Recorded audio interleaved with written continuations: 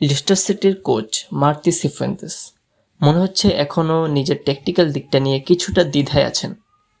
প্রথমার্ধে দল কিছুটা লড়াই করলেও দ্বিতীয়ার্ধে যেন পুরো খেয়ে হারিয়ে ফেলল লেস্টার। একটাও অন টার্গেট শট ছিল না। যদি প্রথমার্ধের শেষে সেই প্ল্যানটিটা না পেত তাহলে হয়তো আজ পরাজয় নিয়েই মাঠ ছাড়তে হতো।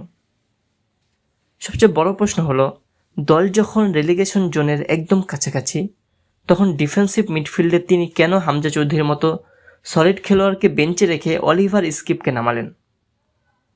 স্কিপ মাঠে নেমে 8টি গ্রাউন্ড ডুয়েলে অংশ নিয়ে 3টি হারিয়েছেন। এরিয়াল ডুয়েলেও ছিলেন ব্যর্থ। কোনো শর্ট ব্লক নেই, রক্ষণে নেই কোনো দৃঢ়তা। অন্যদিকে হামজা চৌধুরী মাত্র 5 মিনিট মাঠে ছিলেন, কিন্তু তাতেই নিজের ছাপ রেখে গেছেন। একটি ক্লিয়ারেন্স, একটি শর্ট ব্লক আর পাসিং অ্যাকুরেসি একদম নিখুঁত ছিল। এমন পারফরমেন্সের পরও তাকে বেশি সময় না দেওয়াটা সত্যিই বড় প্রশ্ন জাগায়। সিফুয়েন্তেস কি সত্যিই জানেন তার সেরা ডিফেন্সিভ মিড কে? যাই হোক প্রিয় দর্শক, অবশেষে অপেক্ষার পালা শেষ। মাঠে প্রবেশ করছেন বাংলার গর্ব Hamza Chowdhury.